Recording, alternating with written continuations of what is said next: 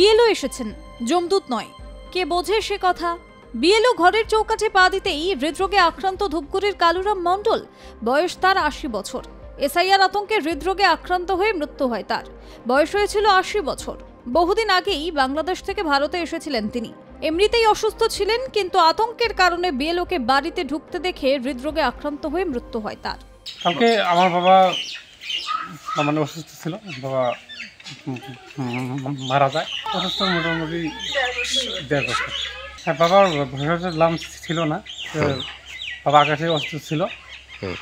যখন ওই বিএলও মোটামুটি কটার দিকে আসে, ৪টার দিকে আসলো, তো আমিও ধুপুরি গেছিলাম। ওখান থেকে আসে দেখি বাবা মানে খুবই মানে অসুস্থ। তারপরে ওই খবরটাকে দেখি বাবা আর নাই। চরম মিথ্যা কথা। এই গ্রামে আমার বাড়ি, এই গ্রামে আমি জন্মলাভ করেছি, এই গ্রামেই এখনও আছি। এই গ্রামে 2 টার্ম পঞ্চায়েত ছিলাম। এখন আমি ওই লালুরাম বর্মনের বাড়িতেই বসে আছি। যে খবরটা ছড়িয়েছে ওটা চরম মিথ্যা খবর। শকুনেরা কি করবে? শকুনের তো আর কোনো কাম নেই। শকুনরা তো এখন ওই লাশ খুঁজে বেড়াচ্ছে। হ্যাঁ, কোথায় কি হয় হোক, কে মরুক, কে কোথায় কি অবস্থায় মরুক, ওই একটাই ওদের বক্তব্য, এসআইআর আতঙ্কে মারা যাচ্ছে। এসআইআর আবহে একেবারে বিজেপি বিধায়কের বাড়ির সামনে জনসভা। সভামঞ্চ থেকে বিধায়ককে হুঁশিয়ারি তৃণমূল ব্লক সভাপতির। বাঁকুড়ার ইন্দাস ব্লকের সভাপতি শেখ হামিদ হুঁশিয়ারির সুরে বিজেপি বিধায়ক নির্মল ধারার উদ্দেশ্যে বলেন, তৃণমূল কর্মীরা লাঠি ধরা ভুলে যায়নি, শুধু বারণ আছে। একবার লাঠি ধরলে তোমার গাড়ি আস্ত থাকবে না, বাড়ি আস্ত থাকবে না। এইভাবেই হুঁশিয়ারি দিয়েছেন শেখ হামিদ। ইন্দাস ব্লকে বিএলওরা এনুমারেশন ফর্ম বিলি করতেই রীতিমতো টোটো করে প্রচার শুরু করেছে তৃণমূল। বিজেপির বিরুদ্ধে মানুষকে হয়রানির অভিযোগ করে চলছে মাইকিং। আজকে আমাদের একটা প্রচার গাড়ি ছিল তৃণমূল কংগ্রেসের। সেই প্রচার গাড়িটা প্রচার করছিল বিজেপির বিধায়ক নির্মল কুমার ধারা। সেই টোটো আলাকে এবং টোটোতে আমাদের যারা কর্মীবৃন্দ ছিল তাদেরকে হুমকি দিয়েছে, চমকেছে যে এই এসআইআর সচেতন নিয়ে যে সচেতন করা হচ্ছে সেটা নাকি করা যাবে না।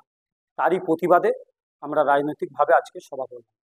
শুনুন, আপনাকে প্রথম কথা বলি, মমতা বন্দ্যোপাধ্যায় 2011 সালের পর তিনি বলেছেন বদলা নয় বদল চাই। আমরা সেই মন্ত্রী বিশ্বাসী। যদি দিদিমণি একবার এই কথাটা তুলে নেন, আমরা তৃণমূল কংগ্রেস কর্মী যারা এলাকা বিশৃঙ্খল করতে আসছে আমরা নিজেরা বুঝে নিতে পারবো না। আরে আমি বাধা দিয়েছি, ওরা বলুক কে বাধা দিয়েছে, আমার নাম করুক যে বাধা দিয়েছে। তৃণমূলের হচ্ছে নোংরা কালচার, তারা মিথ্যা ছাড়া সত্য বলে না। তারা এসেছিল, আমি তাদেরকে বললাম ঠিক আছে এসেছো, চা খাও, মুড়ি খাও, মিথ্যা প্রচার করো না, যেটা সত্যি সেটা বলো। তোমার নির্বাচন কমিশনের নামে যা খুশি করতে পারো, কেন বিজেপির নামে মিথ্যা কথা বলো? আর এরা ভাষা নিয়ে রাজনীতি করে। আজকে আমি তো কলকাতা থেকে এসে শুনলাম যে বিভিন্ন রকম অকথ্য ভাষায় নাকি গালাগালাজ করেছে, বলেছে। তাই এরা জানে না যে নির্বাচন কমিশনার, তো আমি যতটুকু শুনেছি যে নির্বাচন কমিশনার নাকি গর্তে কার্বলিক অ্যাসিড ঢেলেছে। এরকম 2-1টা মেটুলি বেরিয়ে আসবে, হয়তো কামড়াতে যাবে, ছোবল মারবে। তাদের বিষ দাঁত কিভাবে ভাঙতে হয় সেটা আমার জানা আছে। শেষে কিনা মোদের দোকানে এসআইআর। মালদায় মোদের দোকান থেকে বিলি হচ্ছে এসআইআর এর ফর্ম। বিএলওর কীর্তিতে রীতিমতো হতবাক সকলে। মালদার হরিশ্চন্দ্রপুর 1 নম্বর ব্লকের বরুই গ্রাম পঞ্চায়েতের ৫লা ৩৬ নম্বর বুথের ঘটনা। ৩৬ নম্বর বুথের বিএলও মোস্তাদ হোসেন তিনি বাড়ি বাড়ি না গিয়ে মুদির দোকানে বসেই এনুমারেশন ফর্ম বিলি করেছেন বলে অভিযোগ। গোটা ঘটনা নিয়ে নির্বাচন কমিশনের কাছে লিখিত অভিযোগ করার হুঁশিয়ারি স্থানীয় বিজেপি নেতৃত্বের। ইলেকশন কমিশনের গাইডলাইন অর্থাৎ নির্দেশিকাকে সরাসরি বুড়ো আঙুল দেখাচ্ছেন হরিশ্চন্দ্রপুর 1 বারুই গ্রাম পঞ্চায়েতের ৫লা ৩৬ নম্বর বুথের বিএলও মোস্তাদ হোসেন। বিএলওদের কাজ হচ্ছে বাড়ি বাড়িতে গিয়ে এসআইআর এর ফর্ম বিলি করবে, কিন্তু আমরা কি দেখলাম, তিনি এই ৩৬ নম্বর বুথে একটি মুদিখানার দোকানের সামনে টেবিল চেয়ার লাগিয়ে এসআইআর এর ফর্ম বিলি করছে। এটা সরাসরিভাবে ইলেকশন কমিশনের যে গাইডলাইন সেই গাইডলাইনের অবমাননা। আমরা আজকে এই বিএলও মোস্তাদ হোসেন তার বিরুদ্ধে ইলেকশন কমিশনে লিখিতভাবে অভিযোগ জানাবো। আজকে আরেকটা বিজেপির থেকে অভিযোগ আসছে যে বড়োয়ে নাকি বিএলও সাহেব উনি সেখানে একটা দোকানে বসে ফর্ম বিলি করছিলেন। তো আমি বুঝতে পারছি না যে ওনাদের কি মস্তিষ্ক বিকৃতি হয়ে গেছে। কখনো বলছে যে ঘরের ভিতরে কেন বসে করছে, কখনো বলছে দোকানে কেন করছে। আরে বিএলও সাহেব একটা বুথের যে এরিয়া থাকে সেখানে 1000-1200 ভোটার থাকে, উনি তো বাড়ি বাড়ি যেতে হবে, এটা তো ইনস্ট্রাকশন আছে ওনাদের। আর বিজেপির না কোনো কর্মী না কোনো লোক, খালি বসে ওই 4 জন আছে একটা বিধানসভাতে বসে ভাষণবাজি করার জন্য, ভুলবার যত পারছে টিএমসি বদনাম। রেশন দোকানে রেশন সামগ্রীর মতো বেলানো হচ্ছে এনুমারেশন ফর্ম। আসানসোলে জোর তরজা। আসানসোল উত্তর বিধানসভায় 210 নম্বর বুথে নির্বাচন কমিশনের নির্দেশ লঙ্ঘন করার অভিযোগ তুলেছে বিজেপি।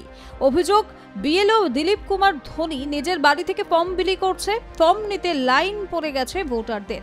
বিএলওর সাফাই, এই বুথে 2900 জন ভোটার রয়েছে, তাই বাড়িতে বসেই চলছে ফর্ম বিলি। देखिए, एसआईआर के लिए फ़िलहाल कोई कैंप लगाने की ज़रूरत नहीं है। इलेक्शन कमीशन का पूरा बंदोबस्त है। लोग घर घर जा कर के एक एक घर में बीएलओ को 3-3 बार विजिट करना है, माने कोई छूट न जाए, किसी का रह न जाए, ऐसा सारा बंदोबस्त चुनाव आयोग ने किया है। किसी को लगता है कि इससे हमारा ज़मीन खिसक रहा है, कुछ हम गड़बड़ किए हैं, कुछ हमारे अंदर चोरी है, उस चोरी को छिपाने के लिए तृणमूल कांग्रेस कैंप कर रहा है। कैंप करने की कोई आवश्यकता नहीं है, लेकिन जिस तरह का शब्द उन लोगों ने प्रयोग किया है कि बीजेपी के दुष्कृति ने इस कैंप को तोड़ दिया, तो दुष्कृति सिर्फ तृणमूल कांग्रेस और सीपीआईएम में हम लोगों ने देखा है।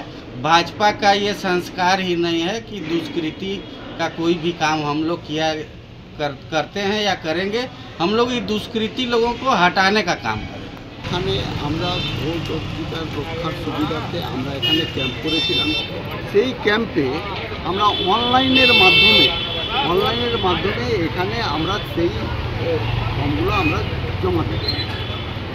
তো দেখা গেল কালকে ওপেনিং হলো সন্ধ্যেবেলা 5:30-6টা নাগাদ, আর তারপরে আমরা 10টা অবধি এখানে ছিলাম।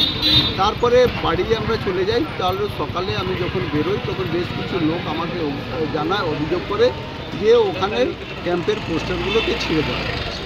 এটা বিরোধী দলের এগুলো কাজ আছে।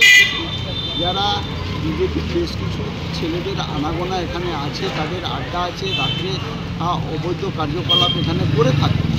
তো সেই ছেলেগুলো এখানে আমি পুলিশকে আবেদন করব যে বারবার এখানে রাউন্ড দেয়,